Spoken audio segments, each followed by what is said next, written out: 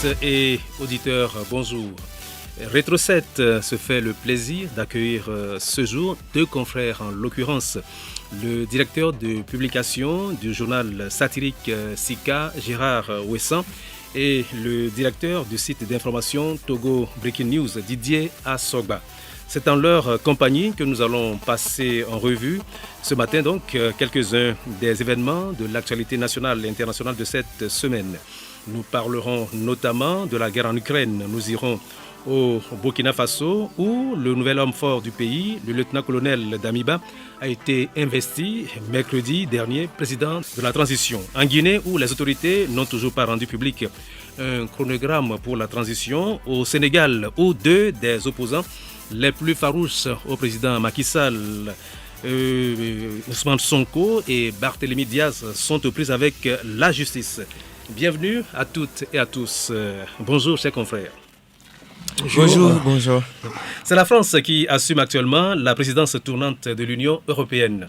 Même si on peut soupçonner une posture de chef de guerre qui espère des dividendes politiques à quelques semaines des élections présidentielles en France, le président Macron est souvent à l'initiative. Mercredi dernier encore, il a pris la parole pour faire le point sur le conflit en Ukraine et notamment sur le soutien de l'Europe à l'Ukraine. Je vous propose quelques séquences de son intervention.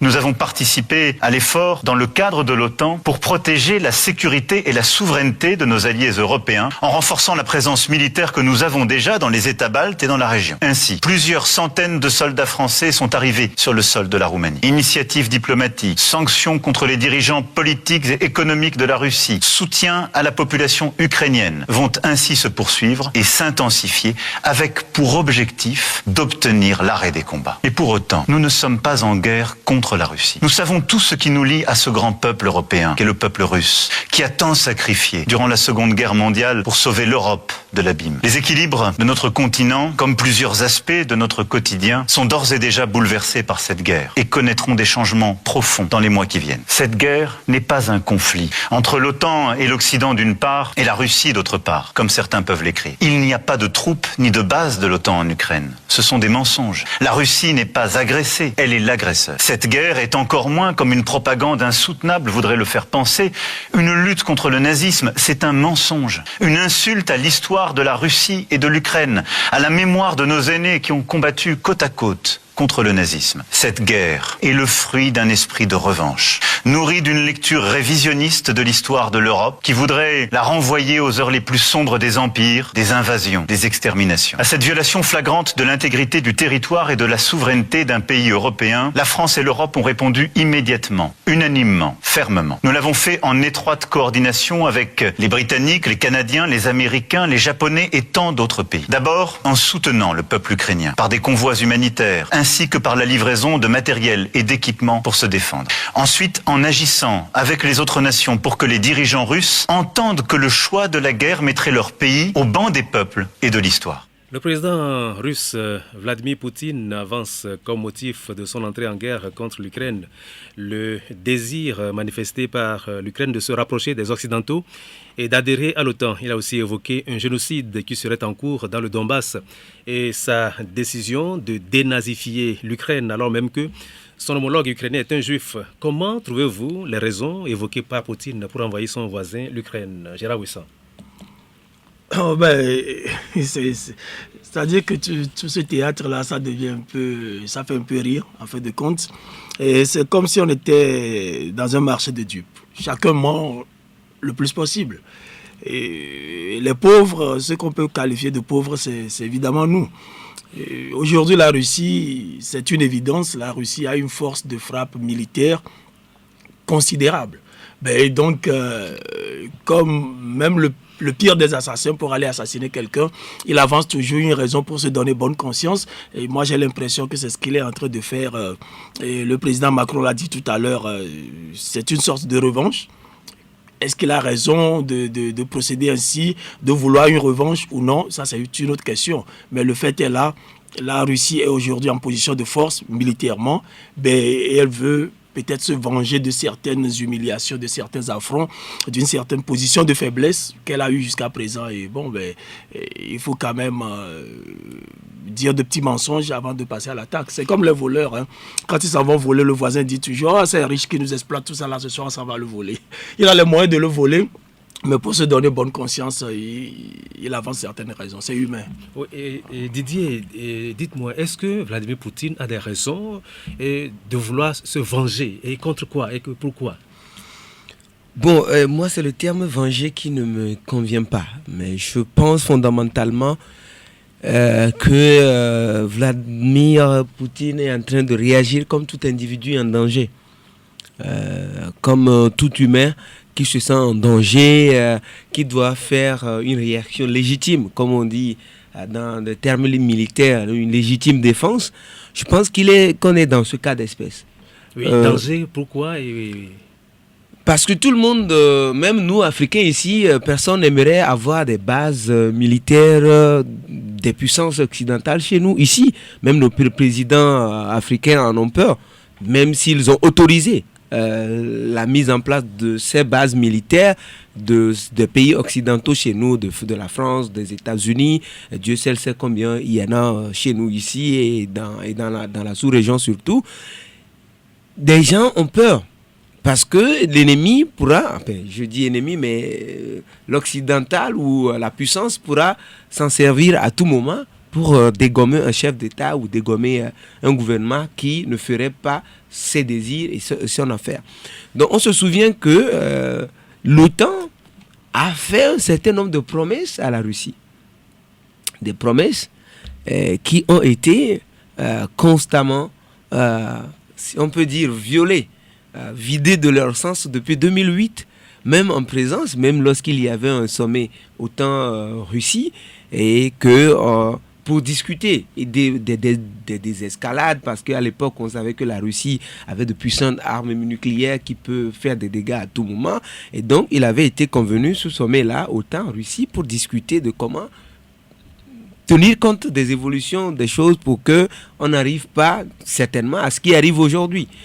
Mais on voit juste que l'échéance a été retardée parce que tout ce qui a été promis à la Russie n'a pas été respecté. Donc, quoi par exemple? Comme quoi par exemple, ne pas faire rentrer un certain nombre de pays dans l'OTAN. Ne pas faire adhérer un certain nombre de pays dans l'OTAN.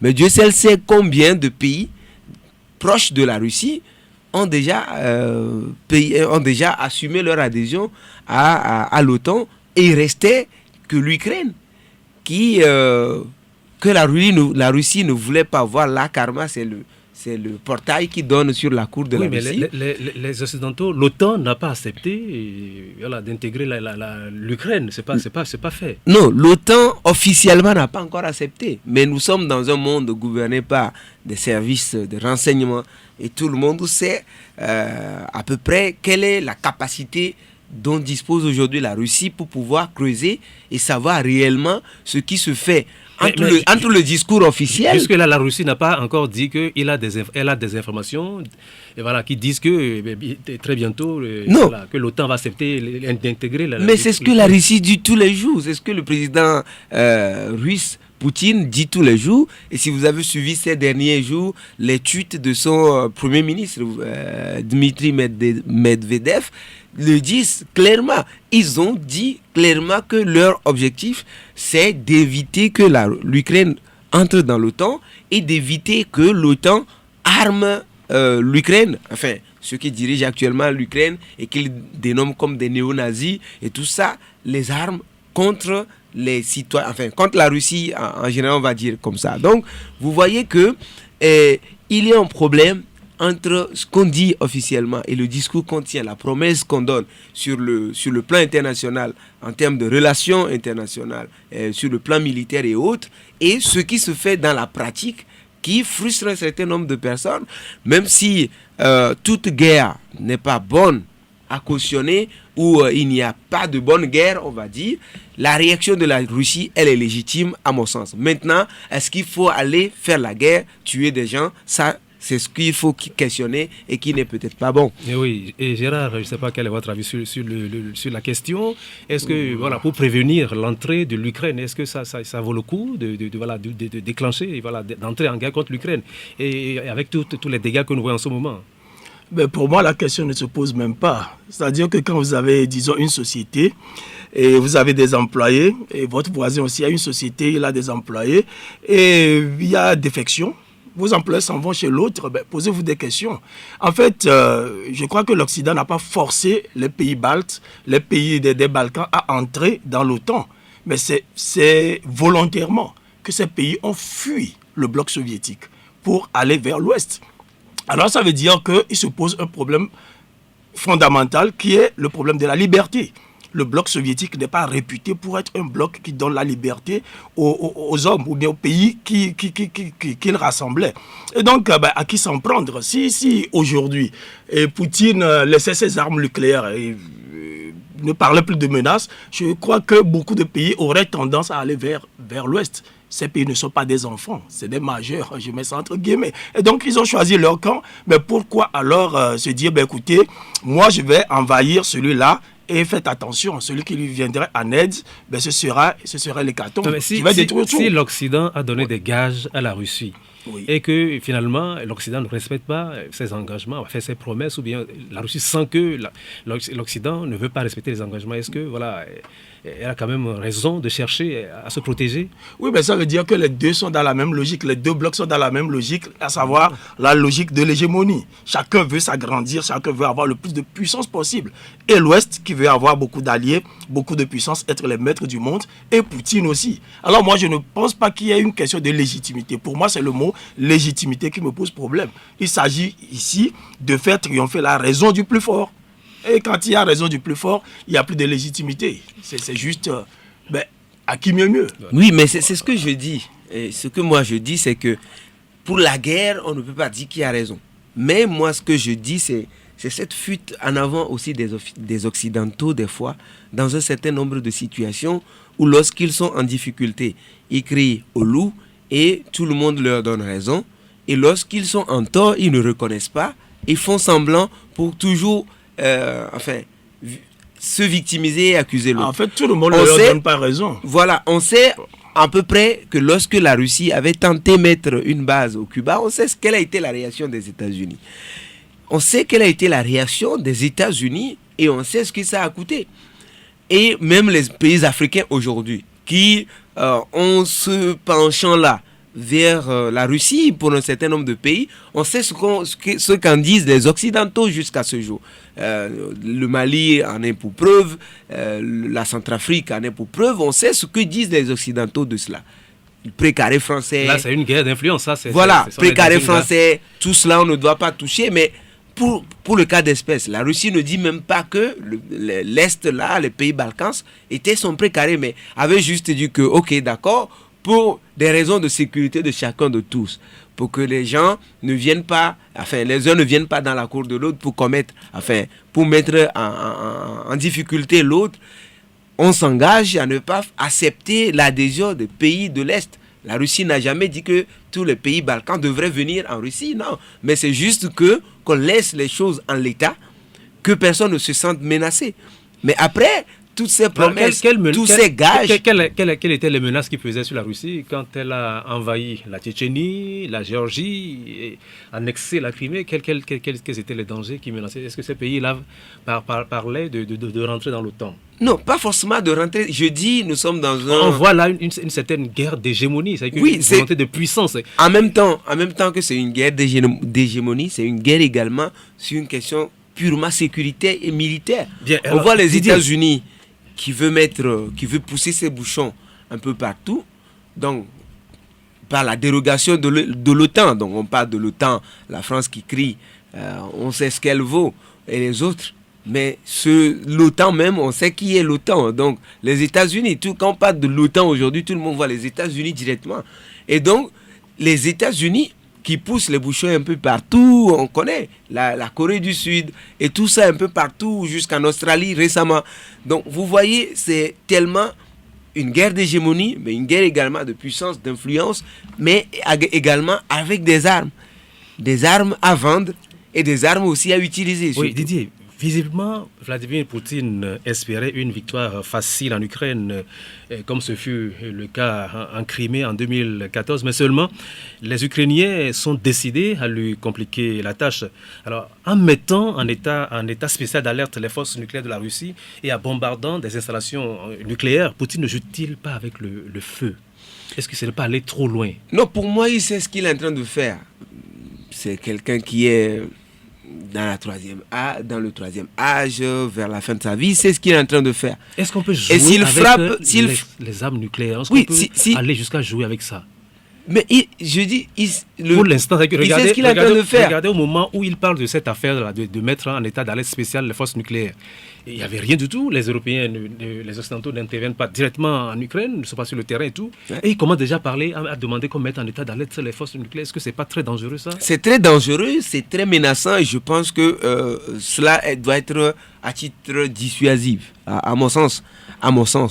Mais vous voyez les frappes, je ne suis pas sur le terrain en Ukraine, selon ce qu'on nous dit, la Russie, les frappes russes ciblent les dépôts d'armes, un certain nombre d'installations de l'Ukraine. Et donc, il y a aussi les résidences qui sont de plus en plus... Oui, bien entendu. Quand on dit ça, après avoir dit ça, il y a toujours mort d'hommes. Les fils civils qui sont morts, des innocents qui n'ont rien à voir avec la guerre, qui n'ont pas de position entre la Russie et l'Ukraine, ou le président ukrainien, qui sont toujours morts. Et toute guerre n'est pas bonne, comme j'ai déjà dit. Mais on aurait pu éviter cela en jouant à la diplomatie et en continuant d'ailleurs par jouer à la diplomatie pour apaiser les tensions. Mais jusque-là, on se demande que font les uns et les autres pour que cette affaire-là cesse assez rapidement, pour qu'on n'aille pas au-delà de ce qui s'est passé ou ce qui se passe actuellement. Donc c'est la question qu'on peut se poser. Parler des armes nucléaires, des forces nucléaires n'est pas acceptable à l'état actuel des choses, parce qu'on ne voit pas vraiment une réaction ukrainienne qui met en danger aujourd'hui la Russie, ou un appui de l'OTAN à la Russie. Le président ukrainien l'a toujours dit que son pays reste le seul aujourd'hui face à l'invasion russe, et on ne voit pas l'OTAN venir en aide. Donc tant qu'on est à ce stade-là, il n'y a pas parlé d'armes nucléaires. Donc je pense que la diplomatie doit être déployée de toutes parts pour que, si c'est encore possible, on arrête les dégâts avant qu'il ne soit trop tard. Oui, Gérard, qu'est-ce que vous pensez de cette menace du président russe relativement aux armes nucléaires? Non, je pense que nous commettons souvent une erreur cardinale en pensant que les chefs d'État, que c'est des super hommes.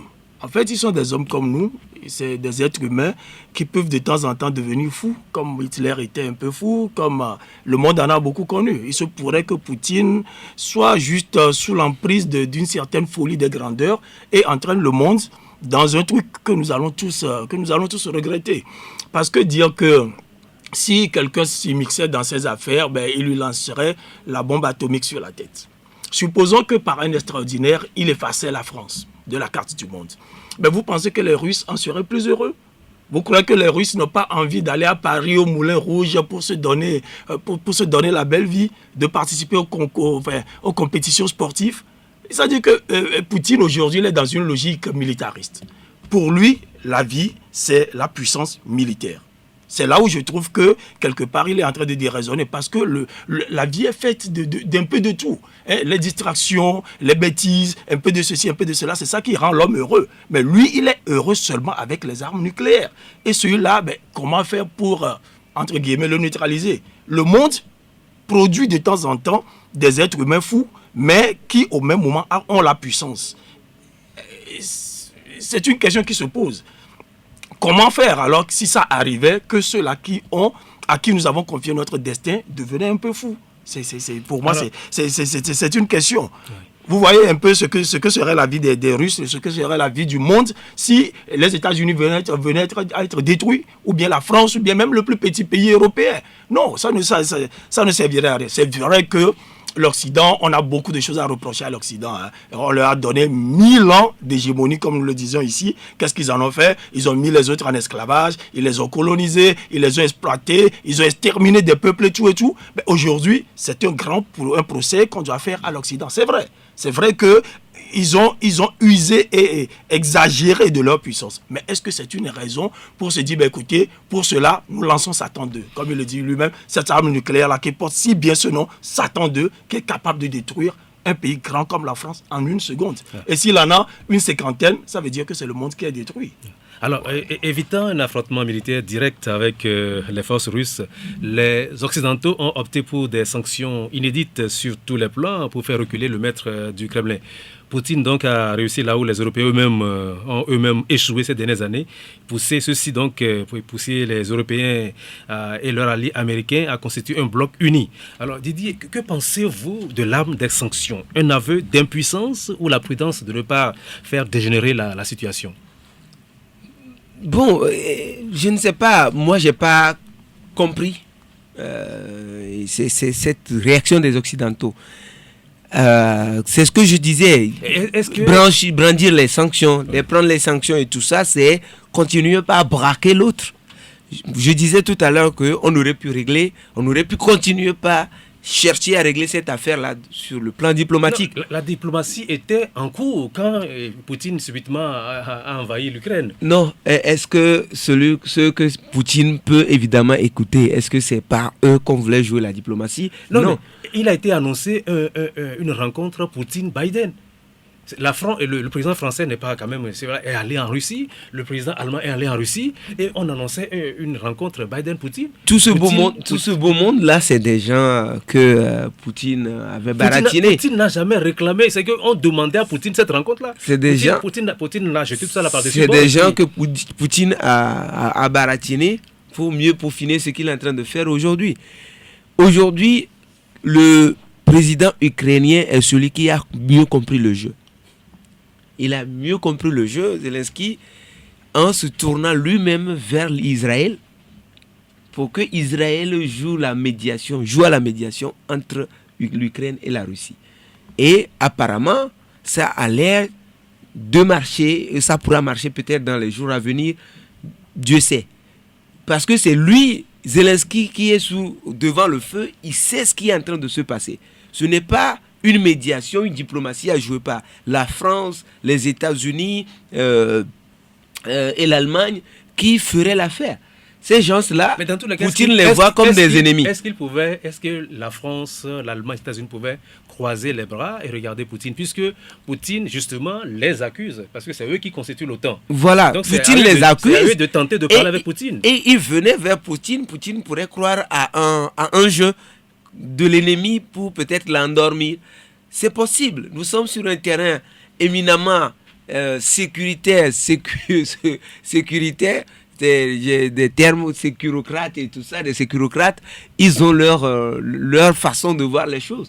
Et donc on ne peut pas accuser non plus Poutine pour cela. À mon sens, ce n'est pas quelqu'un qui est totalement fermé aux discussions. Les informations disent que lorsque Zelensky a sollicité Israël pour jouer entre les deux, Israël est en train d'avancer et que ça pourra véritablement marcher parce que dernièrement, Poutine s'est approché beaucoup plus de l'Israël. Et quand on parle de l'Israël, des Juifs, nous connaissons la force des Juifs un peu partout dans le monde, dans tous les pays. C'est dans tous les camps et ils peuvent forcément jouer à ce que la désescalade vienne. Donc, les sanctions brandies par les Occidentaux, à mon sens, ces sanctions-là ne sont pas... Enfin, ce n'était pas opportun de prendre ces sanctions-là parce que ces sanctions-là, on voit, n'ont rien fait à la Russie qui s'est bien préparée depuis très longtemps et qui a des alliés qui peuvent lui permettre d'esquiver un certain nombre de sanctions. Mais pour l'instant, ça n'a pas empêché le rouble de s'effondrer. Ce n'est que le début. On ne sait pas ce qui va se passer ensuite. Oui, de la même façon que les KK40, de Paris. Mais ce n'est pas le même niveau. Mais oui, Didier, alors, vous que pensez-vous? Donc, Didier, c'est plutôt Gérard maintenant. Voilà, l'arme des sanctions, un aveu d'impuissance de la part des Occidentaux ou la prudence pour ne pas faire dégénérer les choses? Non, je dis que c'est les deux. Et dans ce cas, l'aveu de puissance et la patience, la sagesse, tout ça, ça se confond. C'est comme vous voulez vous battre avec quelqu'un dans la rue, la personne elle est assise et vous la menacez. À un moment, elle se lève et vous vous rendez compte que vous avez le même gabarit. Mais vos ardeurs sont en même temps ralenties parce que vous vous dites, mais cette bagarre-là va se terminer par des blessures pour nous deux. Alors c'est ça qui se passe avec l'Occident. Aujourd'hui, l'Occident se rend compte qu'il y a un fait, la Russie est très armée et donc un conflit, personne n'en profiterait. Et la Russie étant un peu folle, bien profitant de cette crainte-là, se dit, bon écoutez, si vous voulez, on met le plat dans tout. Mais ça va continuer jusqu'à quand? C'est ça le problème. Si demain, la Russie disait, mais écoutez, vous libérez le système SWIFT, ou bien moi je lance ma bombe atomique, il fera quoi? Ils vont le libérer. Ou bien vous se dites, bon, mais maintenant vous pouvez la lancer, votre bombe atomique.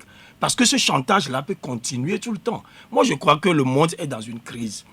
Ça, c'est déjà arrivé. Hein. On a vu le siècle des Lumières où il y a eu de nouvelles philosophies, une autre façon de voir le monde et tout. Et ça a changé des choses. Avant, il y avait des sacrifices humains, il y avait ceci, il y avait cela. Le monde évolue toujours. Est-ce qu'il n'est pas temps de se dire, mais élaborons d'autres philosophies, une autre façon de voir l'humanité pour sauver ce monde? Parce que là, nous allons directement dans le mur. Je ne suis pas alarmiste du tout, mais c'est une logique. Puisque quelqu'un menace déjà d'utiliser la bombe atomique, oubliant que les autres aussi en ont. Vous lancez une bombe atomique, peut-être sur Washington, mais dans les 10 secondes qui vont suivre, c'est ce que les Américains ont posté dans l'Alaska qui vont lancer aussi. Eh bien, imaginez, du jour au lendemain, je ne sais pas moi, 50 millions de morts sur cette terre, 100 millions de morts en une seconde. Qui va enterrer qui? C'est les épidémies qui vont se propager, les systèmes bancaires qui vont s'effondrer, la communication qui va s'effondrer, les transports, il y aura plus de carburant. Mais on n'imagine pas quoi. Ça dit que c'est le monde entier qui va s'effondrer, mais qui va retourner à l'âge de la pierre taillée. Et aujourd'hui, nous ne sommes pas capables de vivre comme les hommes préhistoriques parce que nous avons besoin de médicaments, de soins, de scanners et de tout. Mais c'est que nous allons mourir en 4-5 ans, l'humanité va s'éteindre tout simplement. Voilà. Et le Parlement russe a adopté hier une loi qui punit tout ce qui rend compte de la guerre en Ukraine et qui n'est pas conforme à la ligne du pays. Et pour répondre à cette situation, parce que quand vous ne suivez pas la ligne officielle en Russie, vous êtes pris, vous allez en prison. Alors pour répondre à cette situation, l'Union européenne a décidé d'interdire la diffusion dans l'espace de l'Union européenne des médias, la diffusion des médias d'État russes, accusés donc de répandre la propagande russe dans le cadre de l'invasion de l'Ukraine. Alors, le manque de liberté d'expression en Russie peut-il excuser une entorse à la liberté d'expression dont se sont rendus coupables les Européens? Est-ce qu'on peut expliquer, est-ce qu'on peut comprendre ça? Les Européens qui sont les champions de la liberté d'expression. Parce que la Russie ne permet pas une relation, comment dirais-je, correcte de la guerre en Ukraine. Bon, nous aussi, nous arrêtons, nous fermons les médias, on ne permet plus la diffusion des médias d'État russes. Est-ce que cela, c'est bon? Est-ce que c'est bon pour les champions des droits de l'homme que les Occidentaux prétendent être? Non, je pense que c'était une erreur. Et on a vu la réponse en même temps au niveau de la Russie qui interdit aussi certaines choses. Et donc, ils sont allés sur le terrain des Russes pour combattre. Normalement, quand vous avez un combat, vous amenez l'autre sur le terrain, votre terrain de prédilection. Et non aller sur le terrain où il excelle. Mais ils ont commis cette erreur-là. Mais cela traduit aussi d'une crise dans le monde médiatique occidental. Parce que, vous le savez aussi, depuis un certain temps, les médias, dans le cas occidental, sont très critiqués. Parce que ceux qui ont les médias, c'est en même temps les financiers, c'est en même temps les hommes politiques. Et donc, au cours des marches des Gilets jaunes, par exemple, vous avez vu, mais tout était remis en cause. On dit que les médias sont les hommes de médias sont des vendus, ne font que nous mentir. Et c'est la vérité. Quand vous suivez, par exemple, c'est pas Al Jazeera, que moi je suivais avant, mais vous écoutez la version d'un fait sur France 24 ou bien un autre média et vous écoutez Al Jazeera, c'est le jour et la nuit. Et là on se dit mais qui ment à qui? Il faut dire quand même que les médias occidentaux aussi à un moment donné ont flanché carrément et on a mélangé les intérêts financiers, les intérêts politiques à l'information, aux besoins d'information. Justement, les gens disent que le Covid-19 a disparu subitement des médias, des grands médias occidentaux, et tout le monde se demande comment est-ce que cela se comprend. Et ça, c'est pour apporter un peu de l'eau à votre moulin, à ce que vous dites là. Non, moi je pense que ça c'était une façon de caricaturer la chose. C'est une question de priorité. C'est une question de priorité. Aujourd'hui, je ne sais pas moi, si nous parlons supposons, on parle de Togo d'Agbéomé qui est en fuite, il est allé en exil, tout ça, mais s'il y a un tremblement de terre, évidemment on oublie Agbéomé. C'est une question de priorité. Par exemple, en France, la guerre se passe en Ukraine. Alors s'il y a encore des centaines de morts en France du Covid-19, est-ce qu'on va arrêter d'en parler et pour ne parler qu'exclusivement de la guerre qui se passe en Ukraine, loin, un peu loin de la France? Il y a quelque chose quand même qui ne va pas, il faut reconnaître qu'il y a quelque chose qui ne va pas. Moi, je ne pense pas. Qu'est-ce que tu en penses? Donnez-moi 2 secondes. C'est-à-dire que vous avez un problème avec votre enfant, votre femme, parce que problème de jalousie, tout ça, et votre enfant tombe gravement malade, entre dans le coma. Mais vous oubliez cette querelle avec votre femme. Mais oui, vous parlez de la... C'est pas la même chose, c'est pas comparable. Moi, je pense que ceux qui font cette lecture-là ont bien vu, en fait, que cette affaire de Covid, maladie, d'accord, tout le monde l'accepte, ça existe, mais le fait que les médias, à un moment donné en France, en ont fait, je crois, le dernier sujet mondial de l'actualité, et si on n'en parle pas, c'est comme si le média ne va plus exister. Tous les jours, des plateaux, des médecins spécialistes, des fois de rien du tout, qui sont là, qui viennent et qui parlent Covid, qui vous effraient. Vous allez mourir tout à l'heure ici et maintenant. Et après, on voit que ces médecins-là ont disparu des plateaux et que c'est l'Ukraine. S'il y avait un autre sujet plus fort que ça, on allait parler, et après, s'il y a contamination de Covid, on ne va même pas en savoir. Donc, du coup, je dis, dans cette affaire de Covid, on sait que les médias ont été amenés à faire du positivisme. Le doyen disait tout à l'heure qu'en France, un certain nombre de médias détenus par des financiers, par des gens qui veulent faire l'actualité, voilà. Donc qui prêchent pour leurs intérêts. Les Bill Gates et tout ça, on sait comment on les accuse en France de détenir un certain nombre de médias qui, eux, avaient donc fait de la Covid-19 leur cheval de bataille, leur sujet de prédilection et tout. Donc, oui, c'est pas non plus faux. Ce constat est réel aujourd'hui. Si on est en France et que le sujet prioritaire doit être la guerre en Ukraine, donc ça veut dire que Covid ne tue plus des gens en France, donc c'est assez correct. Voilà. Donc c'est clair. Oui. Même ce que caricature l'aîné... L'aîné, qui est le directeur de publication de journal qui fait beaucoup de caricatures. Voilà, l'aîné Gérard n'est pas faux non plus, mais des fois, quand on a des problèmes plus sérieux chez soi que ce qui se passe, ou même à la même dimension que ce qui se passe chez le voisin, on parle de chez soi, et après on pourra parler de ce qui se passe chez le voisin. Mais si on abandonne complètement son problème et on traite rien que le problème du voisin, ça veut dire que ce qui se passe chez nous là n'est pas intéressant, n'est pas important. Voilà. Sur le plan sportif, le problème là, ce n'était pas chez le voisin. Sur le plan, on va avancer. Sur le plan sportif également, la Russie est très lourdement sanctionnée, ce qui révolte le capitaine de la sélection russe de football, Artem Djouba, qui réagit en ces termes. Je cite: pourquoi tout le monde crie toujours que le sport et la politique ne doivent pas être confondus, mais à la première occasion, quand il s'agit de la Russie, on oublie complètement ce principe. Alors, Gérard, que pensez-vous des sanctions sportives prises contre la Russie, qui sur ce plan également est complètement isolée? Non, mais c'est des sanctions qui ont montré une certaine efficacité. C'est vrai, on attend de voir. Vous avez vu qu'en Russie, il y a beaucoup de manifestations actuellement, des universitaires, des intellectuels, des sportifs, des artistes et tout ça là, mais qui se lèvent, qui osent dire à Poutine que cette guerre-là, elle est sale. On est en train de rappeler à ce monsieur que il faut un peu de tout pour faire un monde. Il n'y a pas seulement les chars qui comptent, mais il y a aussi il y a le sport, il y a l'amour, il y a l'art, il y a tout quoi. Et peut-être que ça va l'amener à de meilleurs sentiments, c'est possible. Comme je l'ai dit au début, il se pourrait que ce monsieur-là déraisonne un tout petit peu. J'espère qu'il ne sera pas bientôt le maître du monde et qu'il viendra me chercher ces mots chez moi. Mais pour moi, c'est clair pour moi, il y a quelque chose qui ne tourne plus rond dans sa tête. Tout homme qui croit qui est atteint d'une certaine paranoïa. On pense que tous les autres, ils sont mes ennemis et c'est moi qui ai raison. Je suis un individu, mais j'ai raison sur le monde entier. Je détiens la vérité et je mets en prison les propriétaires de médias que je veux, les journalistes que je veux, les autres hommes politiques, ceux qui s'opposent à moi et tout. Et pour moi, ça montre une certaine maladie. Oui, un instant. Revenons aux sanctions sportives. Un judoka palestinien avait écopé de 10 ans de suspension pour avoir refusé d'affronter un Israélien. Alors, parce qu'on dit qu'il ne faut pas mélanger sport et politique et sport. Et aujourd'hui, la Russie est exclue de pratiquement toutes les compétitions sportives à cause de la guerre. Est-ce qu'il n'y a pas là une politique de 2 poids, 2 mesures? Peut-être. Je n'ai pas d'autre réponse. Oui, Didier. Oui, moi, je voulais dire que ces sanctions sportives sont complètement illégales. Et ahurissantes à la fois parce que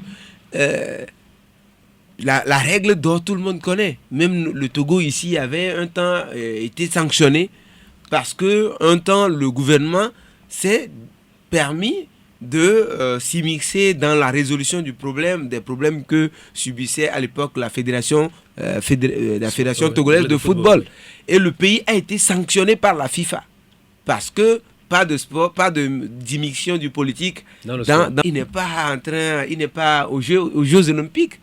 Il est sur un terrain éminemment politique. Il est en train de jouer de la politique. Sur un terrain politique, la guerre, c'est d'abord, avant tout, est politique. C'est les raisons politiques qui ont conduit à cette guerre-là, pas des raisons sportives. Et donc aujourd'hui, que la FIFA, la CIO et toutes les autres organisations internationales donc de sport se décident de sanctionner, d'exclure les athlètes russes des compétitions, c'est illégal. Ce n'est pas dans leur statut, dans leur test.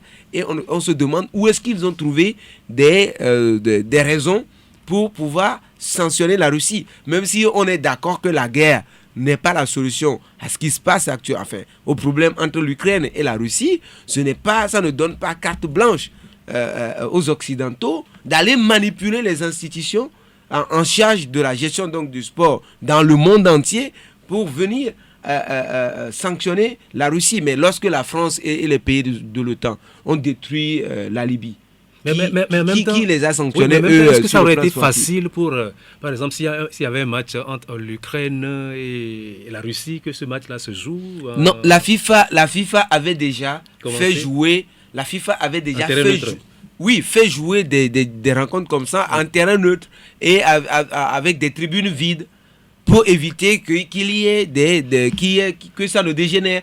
Et donc aujourd'hui, on se demande si c'était un autre pays, si c'était les États-Unis par exemple, qui attaquent l'Iran ou l'Irak, vous pensez que la FIFA et les autres pourraient sanctionner les États-Unis parce que les États-Unis ont attaqué un pays? Voilà, je ne crois pas. Très bonne question. Peut-être à poser prochainement aux responsables. Évidemment, mais c'est parce que c'est la Russie qu'on arrive à mobiliser assez rapidement ces institutions pour sanctionner. Sinon, ces sanctions sportives sont illégales. Je crois que c'est le mercredi dernier. Mais il faut dire qu'il y a un début pour toute chose. Hein. Peut-être que demain, si les États-Unis sont en train de bombarder l'Irak, on lui appliquerait la même sanction. Oui, donc il faut modifier d'abord les textes qui régissent le sport. Donc dire qu'à des périodes données, en cas de guerre par exemple ou d'agression par exemple, le pays qui est agressé pourrait être exclu des compétitions sportives. Et là, si ça existe dans les tests de tous les pays, enfin de toutes ces organisations-là, ça se comprendrait. L'Assemblée générale des Nations Unies, l'Assemblée générale des Nations Unies a adopté mercredi dernier une résolution non contraignante qui exige que la Russie cesse immédiatement de recourir à la force contre l'Ukraine. Elle demande par ailleurs à la Russie de retirer immédiatement et complètement et sans condition toutes ses forces militaires d'Ukraine et condamne la décision de la Russie d'accentuer la mise en alerte de ses forces nucléaires. Alors comment trouvez-vous les termes de cette résolution, Didier? Oui, non, je pense que les Nations Unies veulent rattraper sur leur faiblesse. Veulent rattraper sur leur faiblesse qui a poussé à la situation actuelle. Mais je pense que les termes sont bien choisis. Maintenant, qu'est-ce qu'on fait derrière? Surtout que la résolution est non contraignante déjà. Donc, vous voyez les faiblesses de cette organisation-là. Ça me rappelle un sujet qu'on avait traité il y a quelques mois en amphi, en Master 2. C'est ça le problème des Nations Unies. La faiblesse des Nations Unies a poussé aujourd'hui à ce que le monde soit divisé entre les États-Unis et la Russie. Et les conséquences immédiates, on les voit déjà en Ukraine. Ça peut être un autre pays demain, ça peut être l'Afrique, ça peut être un autre pays. Et donc c'est assez, pour moi, des résolutions, d'accord. Les termes d'ailleurs sont assez acceptables à mon avis. Et Mais parce que ce n'est pas contraignant. Il n'y a aucune force pour contraindre la Russie aujourd'hui, de la part des Nations Unies, à retirer ses forces ou à ne pas mettre en alerte. Donc du coup, qu'est-ce qu'on fait? Qu'est-ce que les Nations Unies font au-delà du vote des résolutions, au-delà des condamnations de principe pour peser sur la Russie? Parce que la Russie est une nation qui fait partie des Nations Unies. Donc si aujourd'hui la Russie, elle seule, se sent toute puissante plus que les Nations Unies, ça veut dire que les Nations Unies ont un sérieux problème à résoudre, forcément. La résolution, Gérard, a été approuvée par 141 pays, dont 28 du continent, 5 si opposants et 35 dont la Chine s'abstenant sur les 193 membres que compte l'organisation internationale. Les 5 pays ayant voté contre la résolution sont la Russie, naturellement, la Biélorussie, évidemment, la Corée du Nord, je suis tenté de dire encore évidemment, la Syrie et un pays africain, l'Érythrée. Un commentaire sur ces pays, surtout sur cette position de l'Érythrée, le seul pays africain à avoir voté contre la résolution, Gérard. Non, c'est des pays qui ont des relents un peu communistes, hein, de toutes les façons. C'est un bloc qui est en train de se composer. Le monde est en pleine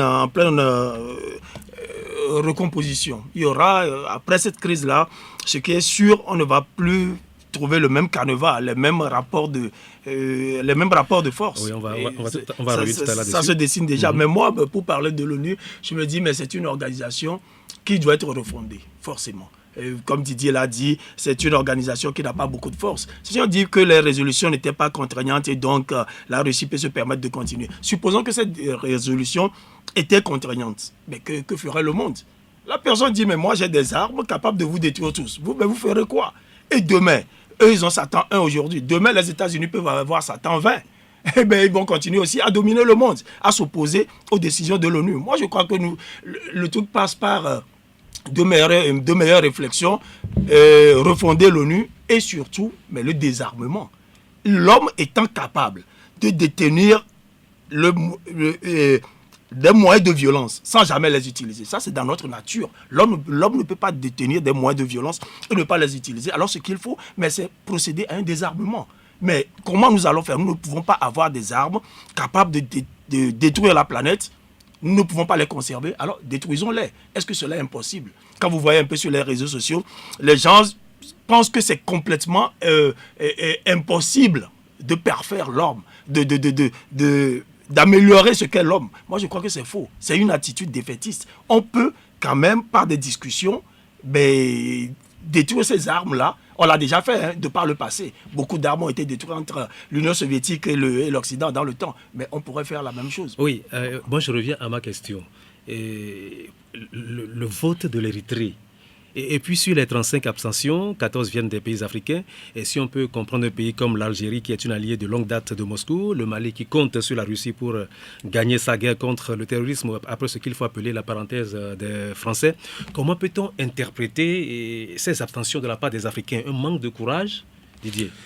D'abord, le vote de les Africains qui en grande majorité s'abstiennent. On peut également dire que la position du Togo. Oui, on viendra à la position du Togo après. Qui n'a même pas voté. Oui, c'est prévu, on va en parler. Oui, donc l'Érythrée, je comprends. Parce que l'Érythrée, ça va de soi. C'est un petit pays, mais qui compte forcément sur la Russie pour son relent communiste, comme l'aîné l'a dit tout à l'heure. Et vous voyez le fonctionnement de l'Érythrée. C'est un peu comme ce qui se passe en Russie. C'est même gestion pratiquement. Et l'armement également, c'est un petit pays mais qui fait la course à l'armement, qui veut se protéger et tout ça. Bon, d'accord, on remerciera à Abiy Ahmed qui a quand même essayé de faire la paix des braves avec ce pays-là. Et aujourd'hui, on voit comment l'Érythrée a aidé l'Éthiopie à vaincre les rebelles, entre guillemets passant. Donc du coup, l'Érythrée a certainement été aidée dans l'ombre pendant longtemps par la Russie. Et donc aujourd'hui, le tour est arrivé pour l'Érythrée de rendre l'appareil à la Russie. Donc, de renvoyer l'ascenseur contre quelqu'un. Comme dirait quelqu'un. Donc l'Érythrée soutient la Russie. Quoi qu'il arrive. Les abstentions, donc, les abstentions également. Un manque de courage. Non, en diplomatie, c'est c'est toujours c'est le Jacques, où es-tu quoi? C'est Qu'on être ne gris, sache, ça, c'est être gris. voilà, c'est qu'on ne sache pas. Comme le chapeau de, Oui. de Gérard. Qu'on ne sache véritablement pas ce que vous êtes en train de faire. Je pense que c'est le problème des pays africains. On n'a pas tellement le courage d'assumer nos positions parce qu'on a peur d'un certain nombre de réactions, de représailles aussi, que certains présidents auront peur s'ils votaient carrément non à cette résolution-là, d'être appelés immédiatement par d'autres présidents occidentaux pour être chauffés, pour être grondés. Et voilà le Togo qui donc, ne passe même pas au vote. Ils ont choisi de ne pas avoir d'opposition, d'être des non-alignés. Oui. Donc bon, si la Russie nous propose quelque chose, si c'est bon, on prend. Si vous aussi vous avez quelque chose pour nous, bon, ok, on peut prendre. Donc c'est le oui non quoi. Oui. Mais le Togo, on ne peut pas savoir. Absent complètement. Oui, pas voté. Il ne veut même pas qu'on le cite donc, parmi ceux qui ont dit oui pas à la non, résolution. pas oui, pas ceux non. qui ont dit non à la résolution, Pas, ceux qui sont pas abstenus. abstention. Ouais. C'est assez spécial. C'est ça le Togo et j'aime. Ce pays. C'est la ruse ou c'est oui. la sagesse ou comment? Non, c'est la ruse. C'est la... C'est plutôt de la ruse. Et on ne veut même pas s'afficher dans cette affaire. Pour essayer de garder notre virginité dans le dossier. On n'a pas voté non, on n'a pas voté oui. On ne s'est pas abstenu. On ne s'est pas Rien du abstenu. tout. On n'était pas là. Non, on n'était pas là. On n'a pas de position. Gérard. Donc, on est vierge dans l'affaire là. Donc, Gérard, qu'est-ce que vous en pensez? Non, je pense que le Togo n'était pas le seul à ne pas avoir voté. Oh oui, ils sont nombreux. Oh, ils sont 7 ou 8 là. Ils sont nombreux. Même le Maroc, de grands pays comme voilà. ça. Comme le Maroc, donc, même s'ils avaient voté ou non, vous conviendrez avec moi que ces pays-là, sur le plan de vue diplomatique, n'ont pas beaucoup de poids. C'est des pays qui n'ont pas beaucoup d'armes, c'est des pays qui n'ont pas beaucoup d'argent non plus. Donc, ils ont voté ou non, vous savez, ça risque d'être pratiquement un non-événement. Mais moi, je crois que les Africains sont en train habilement de préparer l'après-guerre, où on devra encore rebattre les cartes. Les pays africains se disent, comme je l'ai dit au début, mais 1000 ans de domination, nous, on n'en a rien gagné. Est-ce que ce n'est pas l'occasion maintenant pour qu'après la guerre, qu'il y ait un certain équilibre, un monde bipolaire, où nous pourrons aussi profiter pour avoir une transfert de technologie, pour avoir un mieux vivre, pour avoir plus de considération, pour être moins victime de racisme et tout cela. Moi, je crois que c'est tout à fait, c'est malin. Et si j'étais chef d'État, je ferais la même chose. Je voudrais que la Russie ne perde pas sa puissance et que l'Occident non plus. Et parmi les deux, moi, je surfe maintenant, mais pour être plus respecté, pour avoir plus de dignité. C'est de bonne guerre. Bien, parce que on a un problème de temps, on ne va pas continuer voilà. Je rappelle que nos invités ce matin sont le directeur de publication du journal satirique Sika, Gérard Ouessant, et le directeur du site d'information Togo Breaking News, Didier Assogba. Vladimir Poutine, visiblement, fascine beaucoup de monde en Occident, et particulièrement en Afrique. Quelle explication avez-vous à cette fascination, surtout au niveau de l'Afrique?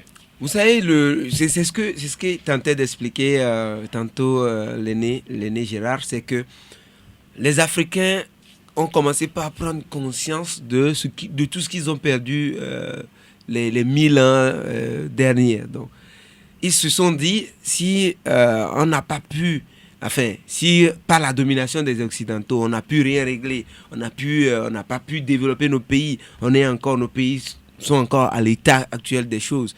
Et que certains pays, dans certains pays, on a vu un peu d'aide de la Russie a permis de régler un certain nombre de problèmes difficiles à régler hier. Au Mali, en Centrafrique par exemple.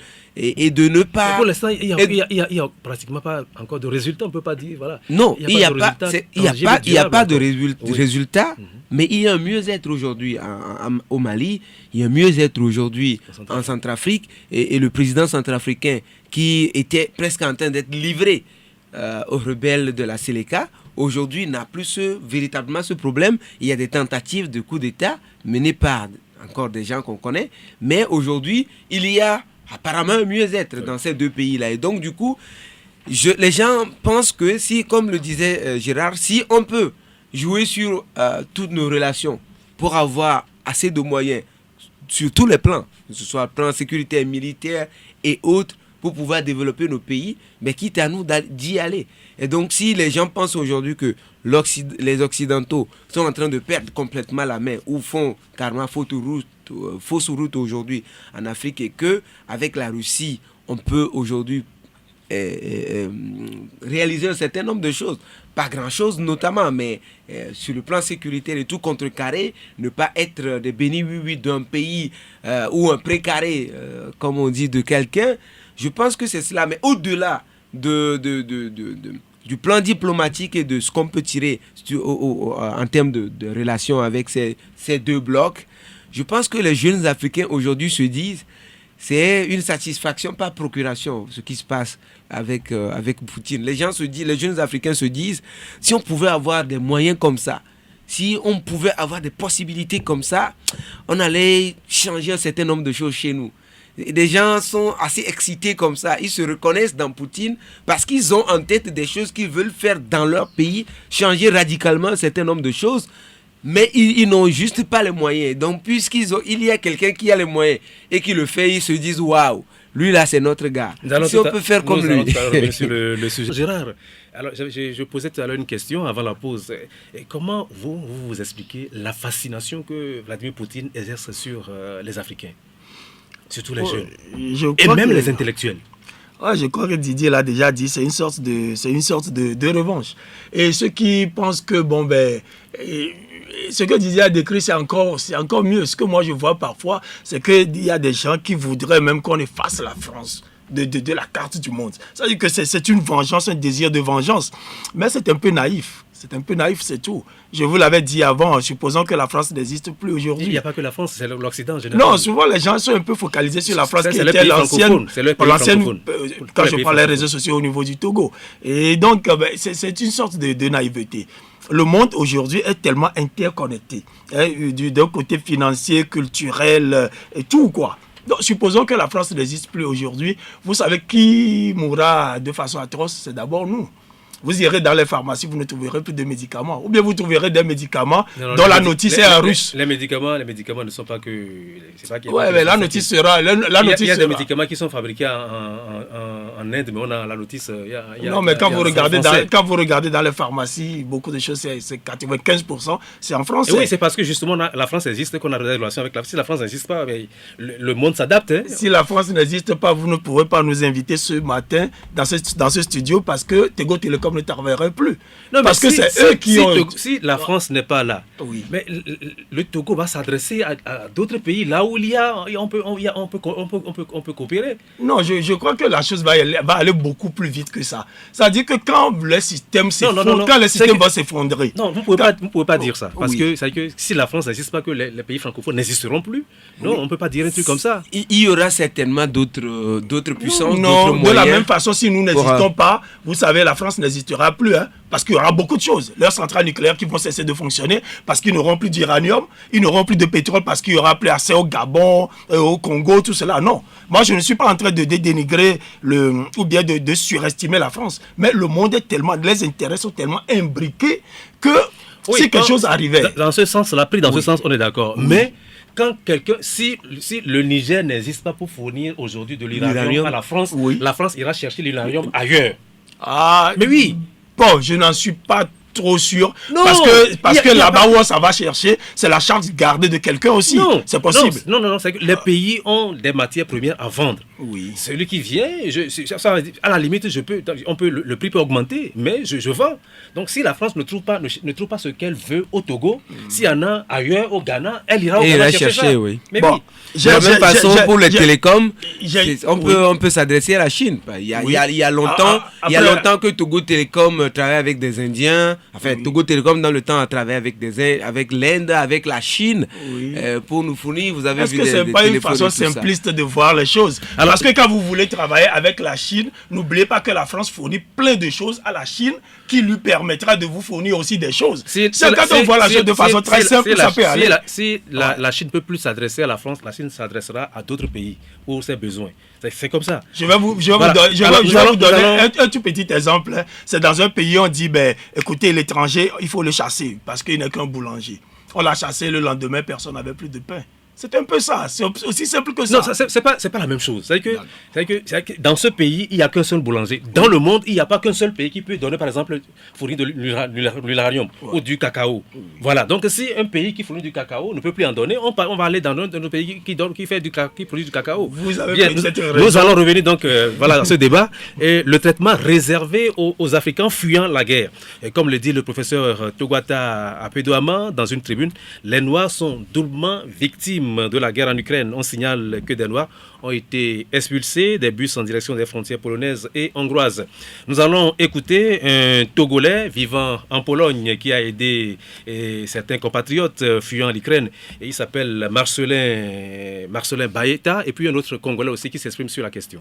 Il y a des Togolais qui vivent en Ukraine. Il y a une vague de Togolais qui étaient déjà passés à la frontière de l'Ukraine et de la Pologne. Donc, ils sont déjà en Pologne présentement. Nous essayons de les aider pour les transporter ou les aider pour quitter les frontières pour venir à Varsovie. Et ils nous ont fait part de quelques situations qu'ils ont vécues. Par exemple, il y a un des Togolais qui a été bloqué à la frontière qui m'avait dit que, voilà, les Africains et les Arabes sont mis de côté, les Ukrainiens sont mis de côté. Donc, ceci peut être considéré comme un acte de ségrégation. Et il y avait aussi une qui m'avait dit que quand elle prenait le train de l'Ukraine pour la frontière, que les Ukrainiens n'ont pas eu à payer, que maintenant, voilà, les Africains, les étrangers ont eu à payer le train pour quitter leur ville pour la frontière. Nous sommes des Africains. On est en train de fuir les bombardements que vous connaissez en Ukraine. On est arrivé aujourd'hui à la frontière polonaise, mais les étrangers n'ont pas le droit de franchir la frontière. C'est-à-dire que nous allons rester ici dans le froid.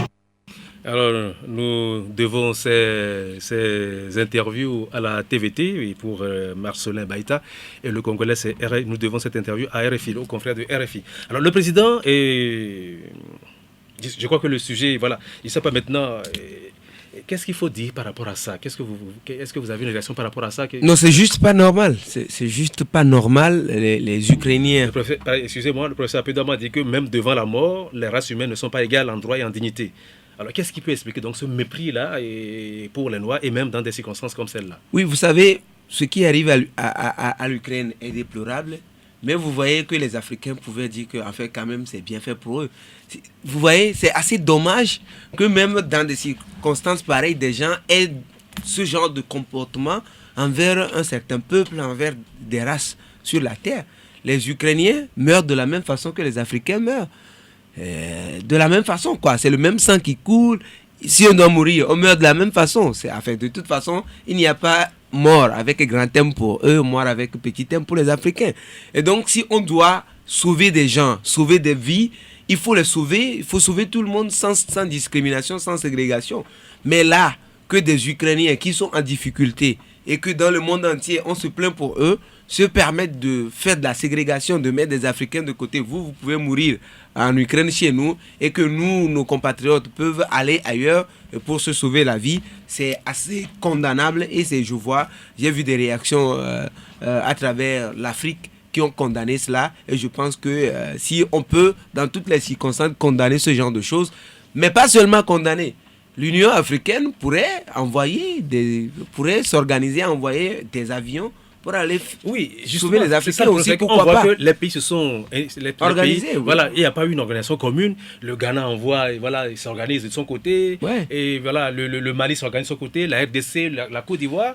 Il n'y a pas, c'est qu'on voit les Européens ensemble, qui décident des choses ensemble. Mais les Africains sont individuels. Voilà, c'est là le problème également de l'Union africaine que nous avons. Est-ce qu'elle existe, cette organisation? Gérard, le président ukrainien Volodymyr Zelensky avait appelé en fin de semaine dernière à la création d'une légion internationale, une force constituée de volontaires étrangers pour rejoindre ce qu'il appelle la résistance. Et on apprend que l'ambassade d'Ukraine à Dakar a posté un message dont le but est de recruter des étrangers désireux d'aider l'Ukraine.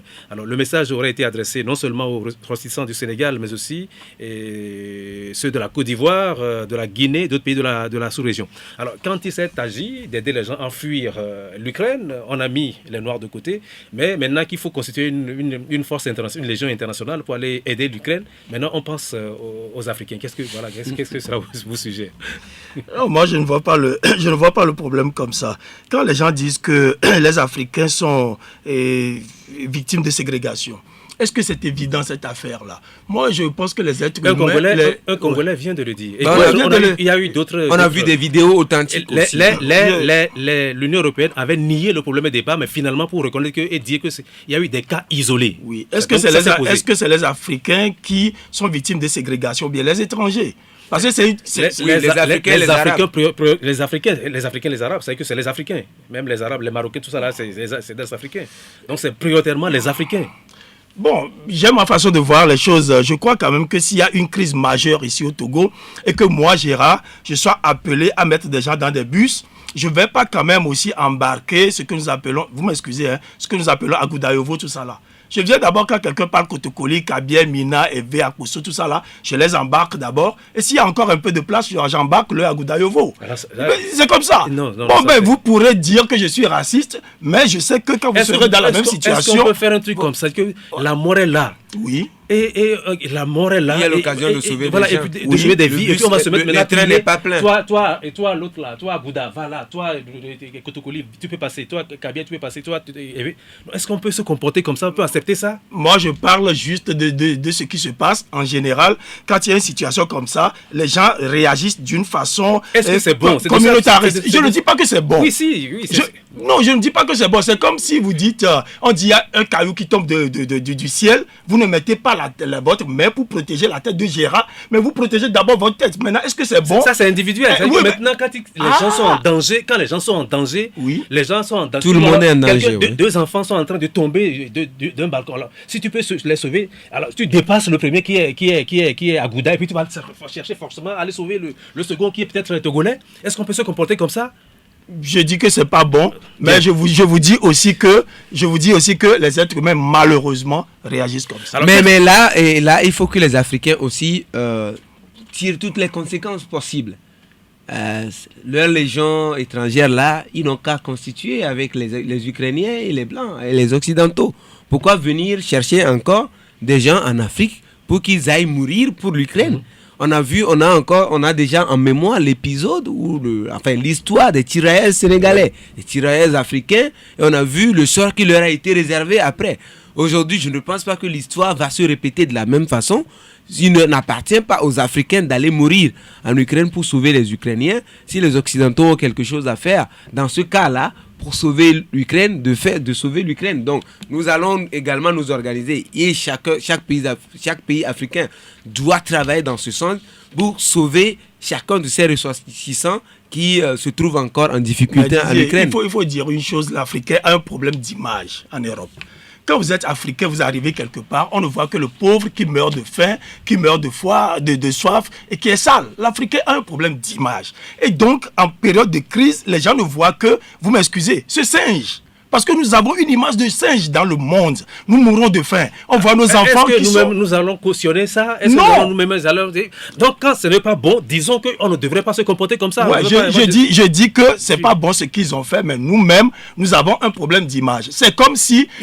Même dans ce cas-là, est-ce que ça s'oppose? Laissez-moi le temps de vous expliquer en 2 mots. Supposons que vous avez un bébé qui est morveux, qui est tout sale, et personne ne veut le toucher. Ou vous avez un chien qui est galeux. Personne ne veut le toucher. Et vous dites, mais est-ce que c'est bon de ne pas vouloir toucher mon bébé et tout ça là? Est-ce que les Africains sont morveux? Les Africains sont galeux? Laissez-moi vous expliquer. Vous plaignez.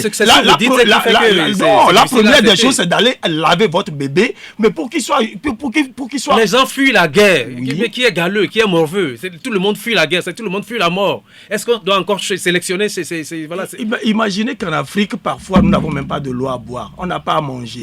Nous avons des guerres interminables. C'est de ça qu'il s'agit là. Les gens fuient la mort.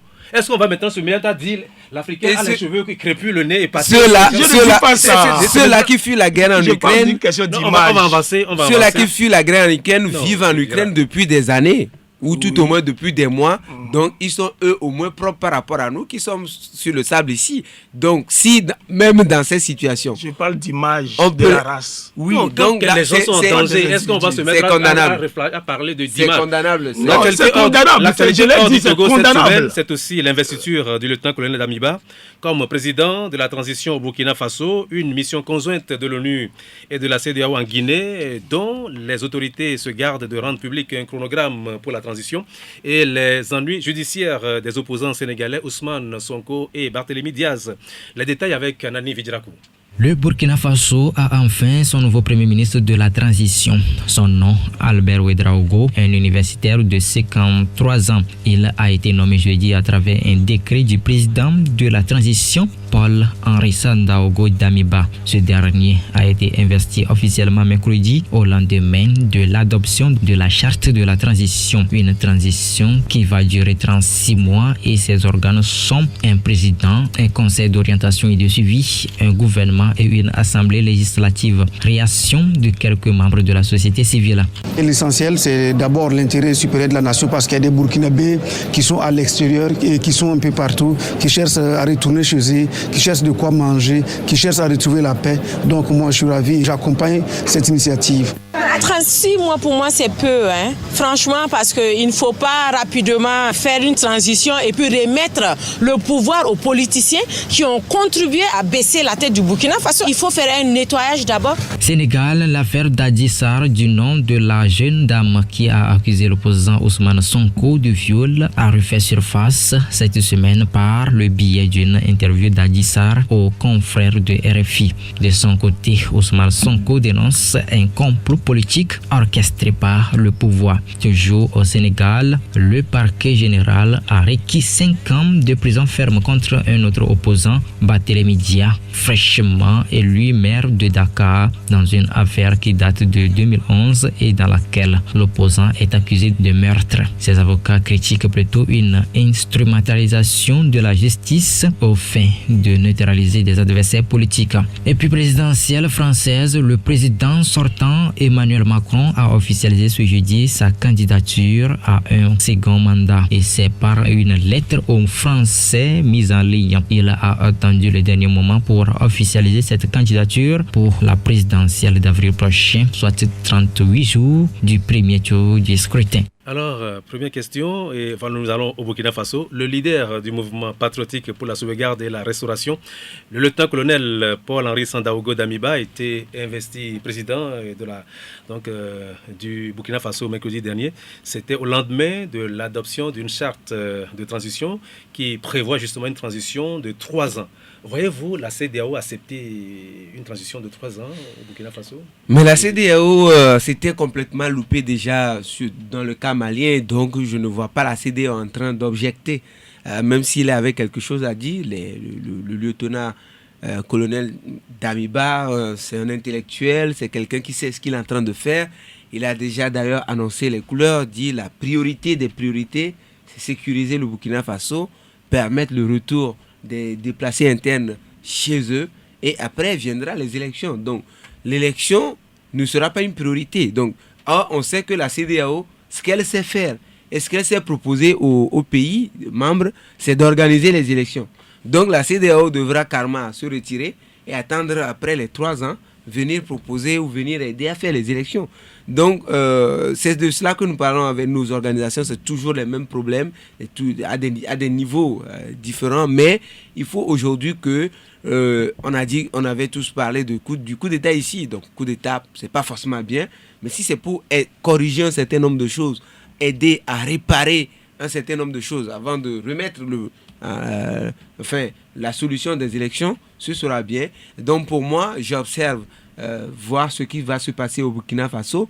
3 ans de transition, moi ça ne me dérange pas. Si ça peut permettre de redynamiser le système sécuritaire, de ne pas avoir des officiers corrompus qui discutent avec les terroristes, qui envoient leurs éléments en partie pour se faire exploser et prendre de l'argent derrière, pour devenir des riches, des généraux qui sont des milliardaires, des colonels qui sont des milliardaires, donc qui n'ont pas intérêt à ce que la guerre et le terrorisme finissent dans le pays. Si ça peut permettre de corriger tout ça dans l'armée et dans le pays et de permettre au Burkina Faso de redevenir ce pays des hommes intègres qu'on connaissait, un pays qui faisait la fierté des Africains, un pays des Sankara et autres, d'accord, ça pourra être une solution. Mais si on observe et que ça va dérouter, on sera tous là également pour ramener au lieutenant-colonel Damiba que ce qu'il a promis, ce n'est pas ce qu'il est en train de faire. Oui, Gérard, cette semaine, avec le procès Sankara, il s'est posé un problème de droit. Et voilà, en effet, le Conseil constitutionnel a reconnu le lieutenant-colonel Damiba comme président du Burkina Faso, un homme arrivé au pouvoir par la force, ce qui deviendrait donc un mode légal d'accession à la présidence. Alors, si tel est le cas, le procès Sankara n'a plus sa raison d'être d'après un avocat. Alors, pourquoi les cours constitutionnels reçoivent-elles les prestations de serment d'hommes arrivés au pouvoir par la force, c'est-à-dire par des moyens anticonstitutionnels? Est-ce que ça ne pose pas un problème? Évidemment, ça pose un problème et ne me demandez pas de trouver une solution ici, parce que c'est un problème pratiquement philosophique. C'est-à-dire que quelqu'un vient, il fait un coup d'État. Quand vous essayez un coup d'État et que ça réussit, ben vous devenez le roi. Et c'est vous qui êtes légitime, vous êtes légal. Mais quand vous ratez, ben vous êtes condamnable, vous n'êtes qu'un criminel. Je pense que c'est une question philosophique et si quelqu'un prétend avoir la solution, ben, qu'il nous la donne. Mais moi, personnellement, je dis que ça fait partie des insuffisances de notre humanité. Et quand vous êtes fort, ben, vous avez raison. La raison du plus fort est toujours la meilleure. C'est parfois comme cela et ça fait partie des insuffisances des humains que nous sommes. Quelque chose à dire rapidement là-dessus. Non, c'est juste de l'hypocrisie. C'est juste de l'hypocrisie politique et juridique aussi. Auquel nous assistons dans ce pays, dans ce pays, mais également dans tous les pays ailleurs également. Donc on sait tous que, comme Gérald l'a dit, si vous organisez un coup d'État et que vous échouez, vous êtes les criminels et on vous poursuit sur des bases, des articles de la Constitution et un certain nombre de choses. Mais si le coup réussit, c'est vous qui ordonnez à la Cour constitutionnelle, dont on a dit qu'aucun individu ne pourrait s'adresser à la Cour constitutionnelle. Maintenant, vous qui organisez, vous réussissez le coup, l'individu là ordonne à la Cour de venir recevoir son serment et les juges de la Cour. C'est une question également de dignité de la part d'un certain nombre de juristes qui, à la fin, démontrent, selon des géométries, c'est à géométrie variable, le droit même c'est un problème. Le droit est un problème pour nos pays africains, dans son application, de la part des juristes qui se disent professeurs de droit, professeurs agrégés, professeurs titulaires. Mais on voit comment ils font, quand c'est pour quelqu'un, ils savent comment décrire, comment l'expliquer, mais même des fois faire entorse à leurs cours, à des leçons qu'ils ont données, à des règles juridiques. Mais quand ce n'est pas dans leur intérêt, on sait comment ce qu'ils font. Donc, tout est une question d'intérêt finalement avec cette histoire de droit, de cours constitutionnel ou de conseil constitutionnel, c'est le contenu, le même contenu partout, mais ça n'honore pas ces sages-là, comme entre griffes, s'ils sont encore dignes d'être appelés des sages. Voilà, rapidement, un mot du Sénégal. Cette semaine, sans qu'il n'y ait aucun élément nouveau, les confrères de RFI sollicitent une interview de la supposée victime d'un viol dont est accusé l'un des plus farouches opposants au président sénégalais Macky Sall, Abdoulaye Sonko. De la manipulation. Voilà. Et au cours de cette même semaine, toujours au Sénégal, le parquet requiert 5 ans de prison contre un autre irréductible opposant, Barthélémy Dias, fraîchement élu maire de Dakar. Les deux personnalités seraient des candidats sérieux à la prochaine présidentielle au Sénégal. Alors pour les détracteurs de Macky Sall, ce dernier utilise la justice pour neutraliser ses adversaires. Et avant eux, il y avait le cas Karim Ouad et celui du maire Khalifa Aboubacar Sall. Alors, un commentaire, Didier? Oui, et on voit Macky Sall qui se dévoile encore une fois de plus. Il a fait notamment avec Khalifa Sall quand il devrait être réélu à la présidentielle. On a vu ce que cela a été. De toute façon, ils ont collé ce dossier-là de détournement injustifié à Khalifa Sall, qu'il a tout fait pour mettre en prison et tout. Même en prison, Khalifa Sall, tellement populaire à l'époque, maire de Dakar, même en prison a battu les ministres il n'a pas battu campagne en prison, mais a battu les ministres de Macky Sall. Mais ce qui a été assez incompréhensible pour les uns et les autres, même ils ont volé, mais ils n'ont pas pu battre quelqu'un qui est en prison, qui n'a pas battu campagne. Donc il est en train de remettre pratiquement le même coup. On sait que la présidentielle, c'est dans quelques mois dans ce pays. Donc, oui, c'est dans quelques mois seulement la présidentielle. On sait la montée fulgurante de Sonko, qui est devenu également maire, lui aussi, chez lui là-bas.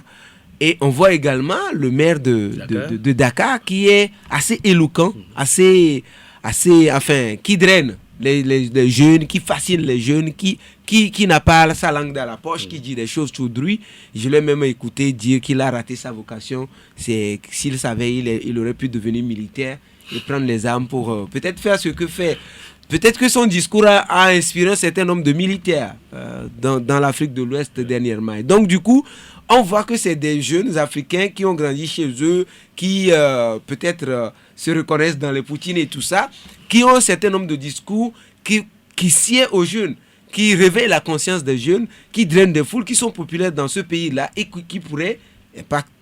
qui sont des candidats assez sérieux à la présidentielle. Vous voyez Macky Sall devant Barthélémy Dias et Ousmane Sonko, il va avoir des difficultés même pour passer au premier tour. Il va avoir des difficultés, bien que président en exercice, mais on est au Sénégal. Ça, c'est à voir. Oui, on est au Sénégal et il n'y a pas de possibilité de truquer autant les élections parce que Wade a été battu même en étant président. Donc, du coup, on voit la justice. Et je parlais de la manipulation tantôt dans le cas de l'affaire Sonko. Vous voyez des médias, on sait d'où ils sont, Jeune Afrique, RFI et autres, sans qu'il n'y ait aucun élément nouveau, sont partis chercher la supposée victime de Sonko pour qu'elle parle et qu'elle dise qu'elle veut qu'on relance le procès contre Ousmane Sonko à quelques mois de la présidentielle.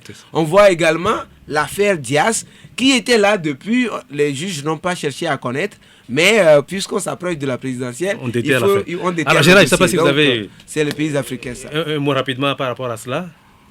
Non, qu'est-ce qu'il faut dire que moi, ça me repose la question de la force des institutions. Je crois que dans des pays où les institutions sont fortes, il n'y a pas de ce genre de choses. Vous ne pouvez pas aller prendre une affaire et pour noyer votre adversaire.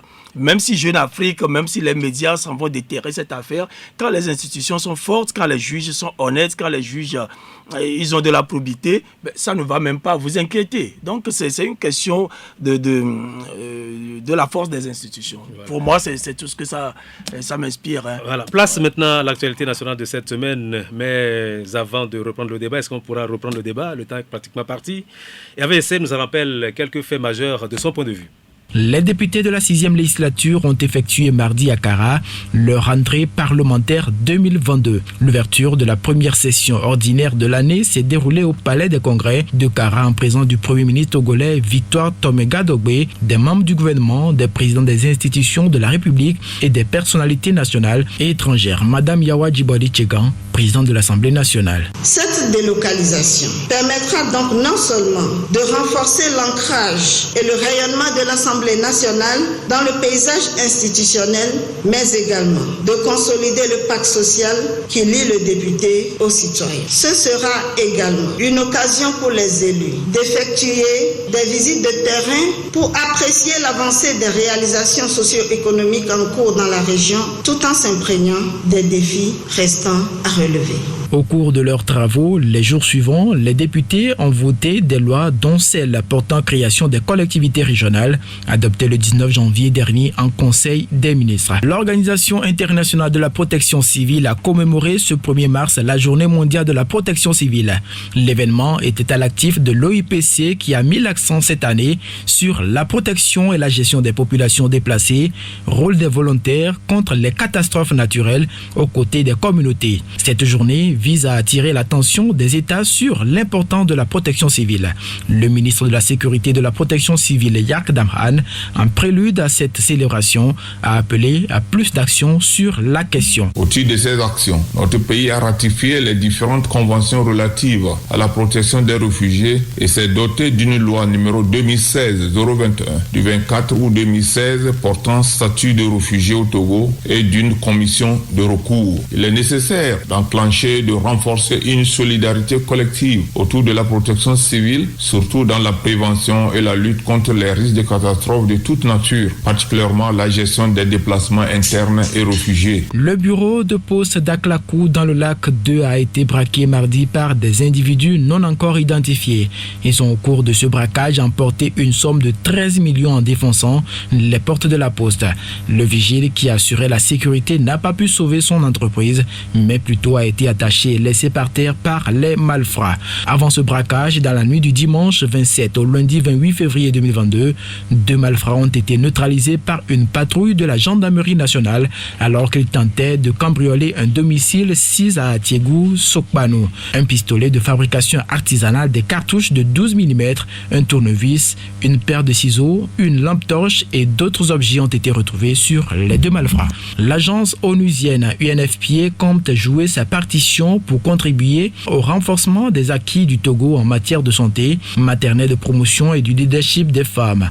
Lundi à Lomé, elle a organisé la Regional Leadership Meeting axée sur le thème « Tirer profit du plan stratégique 2022-2025 pour atteindre les 3 résultats transformateurs en Afrique de l'Ouest et du Centre ». Pour avoir fait du Togo un champion du développement humain durable, la directrice exécutive adjointe de l'UNFPA, Diène Keïta, a adressé ses félicitations au chef de l'État togolais. Nous avons parlé des progrès en matière de promotion des femmes et des jeunes. L'âge médian en Afrique pour les jeunes est de 19 ans. Au Togo, les programmes à l'adresse des jeunes est extrêmement important et vous êtes véritablement un modèle pour le reste du continent. Nous avons parlé également des programmes en faveur des femmes et de promotion non seulement de leur bien-être en tant qu'être humain, mais aussi de leur entrepreneuriat. Nous avons parlé aussi du continent de l'Afrique et du développement harmonieux de ce continent à travers les agendas 2030 des Nations Unies et l'agenda 2063 de l'Union africaine pour voir comment le bien-être de la population est au centre de ces questions-là pour que la paix puisse intervenir sur le continent. Voilà, une dernière question pour clore ce débat. C'est la deuxième fois que l'Assemblée nationale se transporte à l'intérieur du pays. La première fois, c'était toujours à Kara et c'est le président Dama Dramani qui est le pionnier de cette délocalisation. Pour les députés, le but de cette délocalisation est de rapprocher l'institution parlementaire des populations. Alors Didier, êtes-vous d'accord que cette délocalisation permet le rapprochement entre les mandats et les mandataires ? Didier, donc. Non, c'est Gérard. Je voulais dire. Non, d'abord, moi, la question que je vais me poser avant de me lancer en chose là, combien ça a coûté cette délocalisation-là? Je ne vais pas me mettre à condamner sans savoir si ça a coûté au Togo, mais ça n'a pas coûté. Parce que pour moi, c'est une question d'argent d'abord. Si ça a coûté parce qu'on aura hébergé les députés, parce qu'on les aura nourris, on leur aura acheté du carburant, on aura assuré leur sécurité, ce qui coûte aussi parfois très très cher. Alors là, moi je dis que c'est inutile, étant donné que ces députés-là, avant de rejoindre Kara, ont dû traverser des localités où les gens n'ont même pas de l'eau à boire. Donc, quand vous allez dans les Zion, un peu partout là, des gens cherchent de l'eau par terre pour boire. Alors qu'on va prendre les grosses limousines, c'est pratiquement des limousines, c'est pas des petites voitures comme ce que nous utilisons, mais on met beaucoup de carburant. Est-ce qu'on ne pourrait pas construire des retenues d'eau, des forages et faire beaucoup de choses au lieu de dire les gens seront en contact avec les députés. Combien de personnes ont été en contact avec les députés? Moi, je n'en vois pas beaucoup. Si vraiment il s'agit de montrer aux habitants de là-bas ou bien aux citoyens comment les députés travaillent, mais mieux vaut utiliser la voie médiatique, qui est la voie la plus indiquée, les radios, les télés, tout cela. Ça aurait été beaucoup moins cher et beaucoup plus efficace. Mais dire seulement que la raison là, moi, ça ne me va pas tellement. Mais si déjà on me démontre que les députés ont payé toutes ces choses-là de leur poche et que ça n'a rien coûté aux contribuables. Pour l'État, ils ne peuvent pas payer de leur poche. Oh, il se pourrait qu'ils soient allés avec leur propre. Malheureusement, on ne peut pas continuer ce débat et nous sommes, je suis désolé, fin de cette émission. Je remercie nos invités, le directeur de publication du journal satirique Sika, Gérard Wessan, et le directeur du site d'information Togo Breaking News, Didier Assogba. Auditeurs et auditrices de Radio Victoire, Hervé Essay, Anani Vidirakou et Haïté Messon se joignent à moi pour vous témoigner notre gratitude pour votre fidélité d'écoute. Prochain rendez-vous samedi prochain, si Dieu le veut. Excellent week-end à toutes et à tous. Au revoir.